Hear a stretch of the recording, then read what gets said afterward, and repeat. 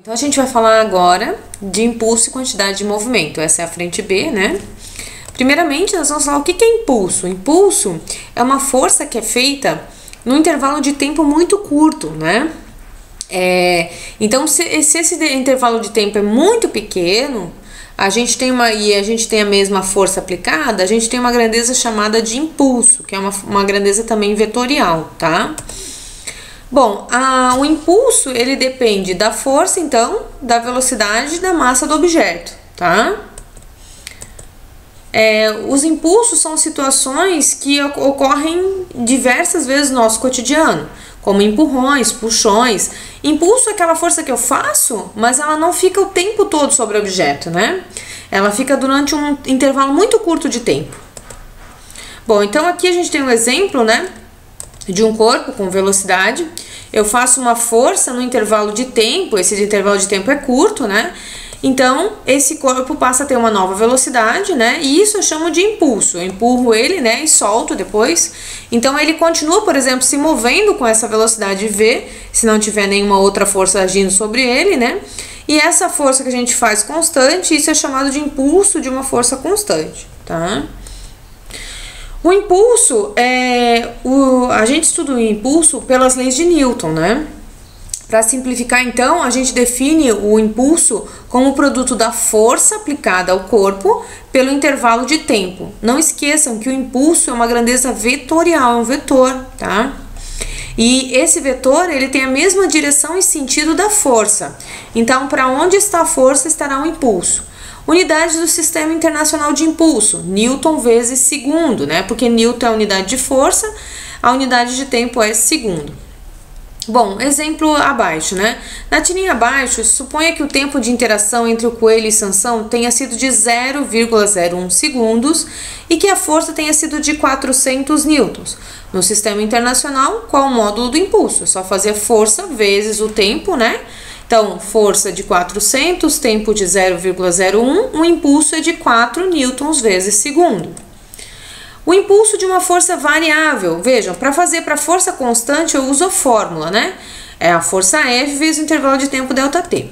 Para força variável eu preciso ter um gráfico e o impulso vai ser numericamente igual à área, tá? A área abaixo da curva, tá? Então, para tirar o impulso, quando eu tiver uma força variável, onde vem um gráfico de força por tempo e ele quer saber o impulso, é só fazer pela área. Então, vamos lá. Um bloco movimenta-se a partir do repouso sob a ação de uma força de direção constante, cujo módulo varia com o tempo, conforme o gráfico ao lado.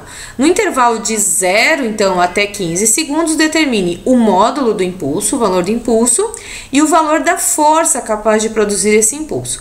Então, o impulso vai ser a área. Vejam que isso aqui é um trapézio, base maior, base menor e altura, né? Então vamos lá, base maior 15, base menor 5, altura 12 sobre 2, né? Fazendo as contas aqui, 15 mais 5, 20 vezes 12 sobre 2, vai dar 240 dividido por 2, 120 newtons vezes segundo, que é a unidade de impulso. Bom, e o valor da força? Como é que a gente encontra a força então?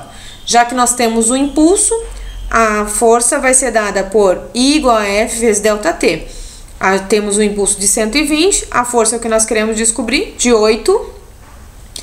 Lembre-se, essa é uma força média, tá? Porque já que é uma força variável, eu estou calculando a média das forças, tá? Então, F, 120 dividido por 15 é F, ou seja, F igual a 8 newtons. Tá? O René Descartes, aquele mesmo do plano cartesiano, né?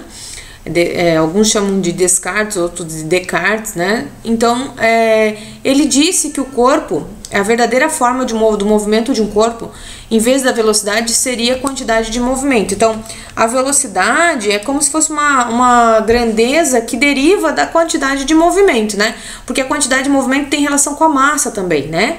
Não apenas com a velocidade. Então, né? Depois de muito tempo, a gente definiu quantidade de movimento, depois de muito tempo, né? Um corpo que tem certa velocidade e outro 2 vezes maior, com metade da velocidade, tem a mesma quantidade de movimento. Então, quantidade de movimento é uma grandeza que relaciona massa com velocidade.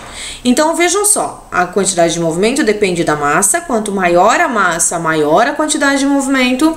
Quanto maior a velocidade, maior a quantidade de movimento. A quantidade de movimento também é uma grandeza vetorial, tá? E a sua unidade do sistema internacional é quilograma vezes metro por segundo, tá? Então, quantidade de movimento é uma grandeza que depende da massa e da velocidade do objeto. Como é que o Newton falou sobre a quantidade de movimento? Na verdade, a segunda lei de Newton é baseada nisso, né? Força resultante, massa vezes aceleração. A aceleração é ΔV sobre ΔT. E massa vezes velocidade, né, seria o ΔQ, né? Então, a segunda lei de Newton também pode ser escrita em função da quantidade de movimento. Então, ó, relação entre impulso e quantidade de movimento. Eu vou ler o teorema do impulso para vocês porque é importante. O impulso resultante das forças que agem sobre um ponto material num certo intervalo de tempo provoca, ou seja, é igual à variação de quantidade de movimento desse ponto no mesmo intervalo de tempo. Gente, é fácil você imaginar isso. Se você empurra um objeto e ele ganha uma determinada velocidade, ele ganha o que a gente chama de quantidade de movimento. É massa vezes velocidade, tá? Então, ele quis dizer que o impulso é igual à variação de quantidade de movimento do corpo, ou seja, quantidade de movimento final menos quantidade de movimento inicial. O que é quantidade de movimento? Massa vezes velocidade. Então, vai ficar massa vezes velocidade final menos massa vezes velocidade inicial. Vamos fazer um exemplo para ver se a gente está entendendo o que está acontecendo. Um caminhão de 3 toneladas, essa é a massa, 3.000 quilos, e uma bicicleta de 10 quilos de massa movem-se com a mesma velocidade, 20 km por hora, aproximadamente 5,6 metros por segundo. Das afirmações abaixo, qual é a verdadeira? Letra A. A quantidade de movimento é uma grandeza escalar. Aqui a gente já pode parar. Quantidade de movimento é uma grandeza vetorial. Já está errada. Ele está pedindo para ver a certa. B. Como o caminhão e a bicicleta têm a mesma velocidade, a quantidade de movimento também é a mesma. Gente, para ter a mesma quantidade de movimento, tem que ter a mesma massa e a mesma velocidade, tá? Ou então, ter o dobro da massa e metade da velocidade, como a gente viu. C. A quantidade de movimento do caminhão tem valor de 16,8 quilos vezes metro por segundo. Se você multiplicar 3.000 por 5,6, você vai ter 16.800, tá? Então, isso aqui já é furado. D. Os vetores quantidade de movimento do caminhão e da bicicleta serão iguais caso eles tenham velocidades com a mesma direção e mesmo sentido. Não. O vetor quantidade de movimento do caminhão e da bicicleta são diferentes por conta da massa. A massa de um é diferente da massa do outro. Letra E. O valor da quantidade de movimento de cada um deles é diferente porque suas massas são diferentes. Verdade.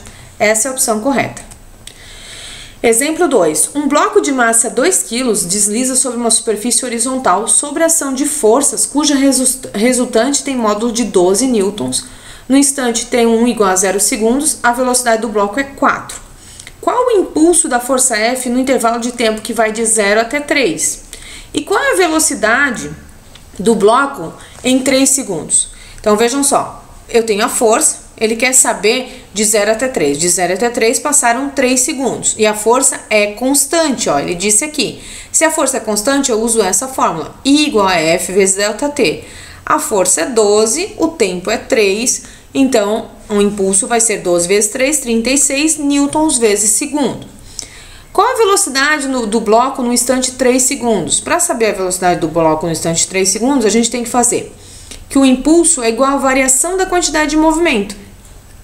Lembrando, né, que a velocidade inicial do bloco era 4, né? Ele quer saber qual é a velocidade no instante de 3 segundos, tá? Então, vamos lá. Vai ficar assim, ó. Massa vezes velocidade final menos massa vezes a velocidade inicial, tá? Que a velocidade inicial é 4. Então, coloca ali o 4, né? A massa. O impulso, né? Ele quer saber a velocidade nesse instante de 3 segundos. Esse instante vai corresponder a uma velocidade específica, né? Mas em 3 segundos eu sei que o impulso vale 36 newtons vezes segundo. Então, eu substituo aqui. Eu sei a velocidade inicial que é 4. né? Coloco o 2 vezes 4, 8, passo para o outro lado. 36 mais 8 é igual a 2 vezes a velocidade final.